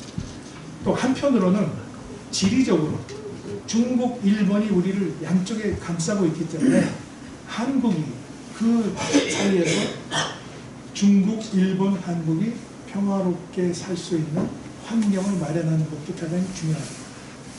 대화를 해야 되고 소통해야 되고 협력해야 되고 비정치적인 부문에서 환경이나 에너지나 의료 보건이나 이런 문제에서 얼마든지 협력을 할 수 있는 그런 관계이기 때문에 그때 부산에 제가 초대를 해서 부산 동백섬에서 가면서 그런 얘기를 했습니다. 앞으로 한중일이 세 나라가 잘 돌아가면서 만나자. 그리고 한중일 3국 사무국은 서울에 있습니다. 베이징이 하려고 그러니까 일본이 반대, 동경이 하려고 그러니까 중국이 반대. 어떻게 되겠습니까? 한국이 가져가죠. 우리가 가져온 겁니다. 한중일의 협력은 센터가 코리아다. 이렇게. 그 다음에 이분은 이번에 이제 국가안보보좌관이 된 마이클 왈슨인데 원래는 플로리다 하원 의원이었습니다. 그때 재작년에 저를 만나러 와서 외교부에서 같이 이야기를 했습니다. 미 육군 특전사 그린벨의 대령 출신인데 이분이 그 해양 안보에 관심이 많아서 저와 함께 조선업을 한국이 조선업을 가지고 미국 얼마든지 도와줄 수 있다 이 얘기를 했는데 이분이 저 인도 태평양 전략이라는 책을 제가 줬더니 그걸 가지고 사진을 찍어서 이렇게 하고 있는 거예요. 그 트럼프 대통령이 전화로 조선업 얘기를 하길래 아이고 이 사람 만나기 잘했다 제가. 이분은 트럼프 1기 때 국가안보 보좌관입니다. 로버트 오브라이언. 작년에 워싱턴에서 만났는데 이분이 제가 물어봤어요. 북한 김정은 위원장 어떻게 할 거냐. 무조건 만난다. 무조건. 아까 말씀드린 트럼프 대통령은 북한이 미완성 사업이라고 생각합니다. Unfinished business 생각하기 때문에 만난다. 그러나 1기 때하고는 다를 것이다. 1기 때는 좀 너무 급하게 그리고 탑다운 방식으로 준비가 실무적으로 안 된 상태에서 만나가지고 실패. 그걸 너무 뼈저리게 생각하고 있기 때문에 2기는 다르게 할 겁니다. 이번에 이제 백악관 1기 때 비서실장입니다. 라인스 프리버스. 그래서 제가 트럼프 대통령의 특성을 어떻게 생각하냐 했더니 트럼프 대통령은 남들이 하기 어려운 일을 내가 창의적인 해결책을 주도해서 그 혼란스러운 상황을 정리하고 리더십 발휘하는 걸 제일 좋아합니다. 그게 유럽이 됐건 중동이 됐건 아시아가 됐건.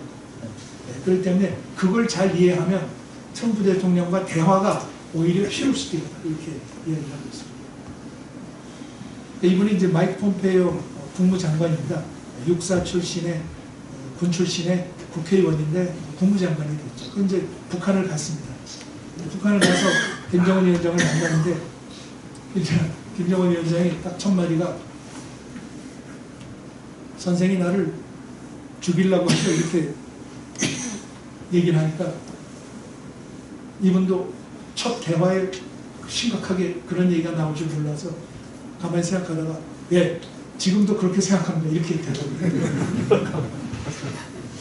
그 자기 회고록에 나옵니다. 그래서 폼페이오 장관이 근데 제가 듣기로는